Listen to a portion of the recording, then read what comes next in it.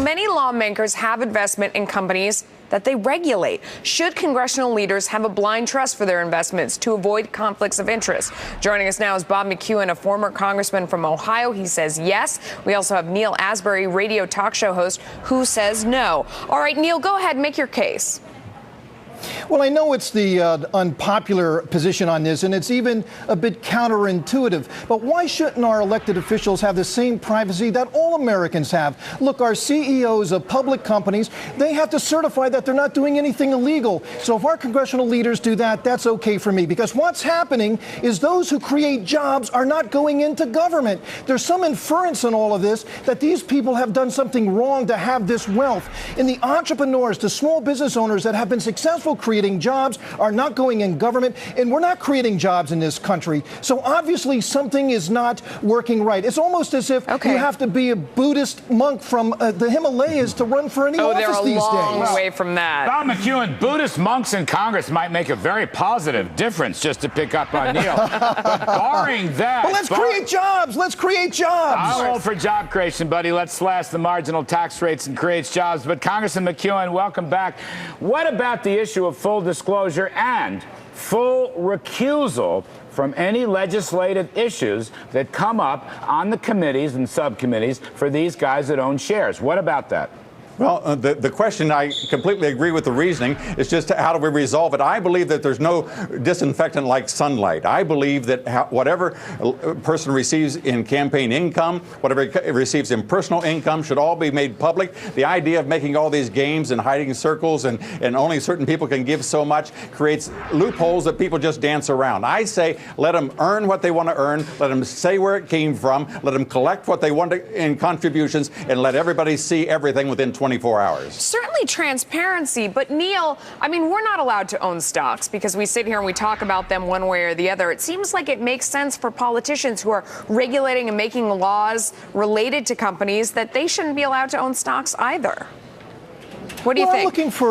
I'm looking for elected officials that have a strong vision for our country, that have strong moral character. I don't think anybody should be prevented because they're an elected official from participating in the American dream. You know, let everybody be successful. Let's bring successful people into government. And that's why we're not creating jobs, is because successful people are scared. I'm an entrepreneur. You don't think it's too much of a temptation? I've created all kinds of jobs. Yeah, but Neal, just on this point, what's wrong with full disclosure? I mean, you're right about getting the best minds in Washington, but what's wrong with full disclosure? I mean, nowadays in life, whether you're a corporate CEO or whomever, you do have to disclose. Public companies require it. There's a lot of insider trading laws. What's wrong with disclosure?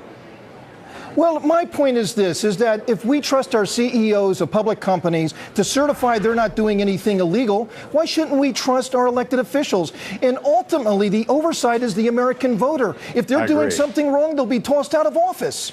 So, Bob McEwen, if you agree with that, then you think that disclosure is already sufficient? Is that what you're saying? We don't need more red tape. I mean, that's an interesting point if that's where you're going. Well, we have the forms, and the main part is in the contributions. There should be no limits on contributions. Let people go to the voters and say, I took this from that person, and let the voters decide. As Howard Baker said, there are 535 people responsible for the maintenance of the free enterprise system, and to deliberately, legally lock them out of it stands logic on its head.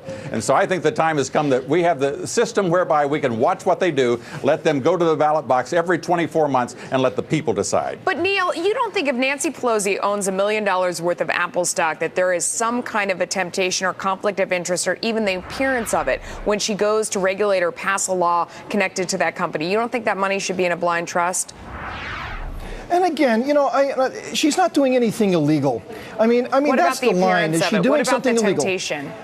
Well, again, it's counterintuitive, but I don't think we could lock or should lock out our elected officials from the free enterprise system. Otherwise, the good people aren't going to join. And that's what we have today. We're not creating jobs in this administration because nobody wants to join the administration who knows how to create jobs. No, I don't think the issue, Bob McEwen, I don't think I want them to own stock. I think that's great. I think Neal makes a good point. They should have a stake in the private enterprise system. And in fact, they should have a stake in the growth and wealth creation of the private enterprise system, so they do fewer goofy things. But the issue we're talking about is disclosure and blind trust. We would know what's in the blind trust, but they would also have to have one to keep them out of harm's way and mischief.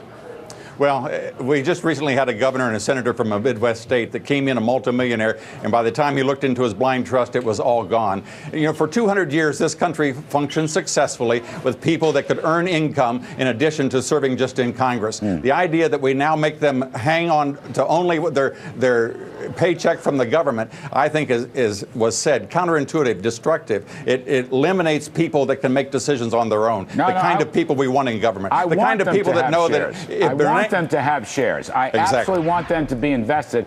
I just want to make sure that I want to make sure they can't trade them in a short-term sense. I guess that's where I'm going with this, Neal. Well, if you have short-term trading, doesn't that raise, a lot of conflicts and eyebrows would come up? Seems like it. What do you think? Something illegal? If it's illegal, then toss them out. I'm all for them crossing the line illegally. But I think more importantly is that they should have a strong vision for this country. They should have a stake in this country. They should have some financial success. I love financial success. I'm scared to jump into the political system. I think I could help to create jobs in this country. But how about this company that I helped to create? Do I now have to give that up because I want to go now help the greater good of my country? No, I agree with that. I totally agree. All right, let's leave it there, guys. Well Thanks so much for joining us.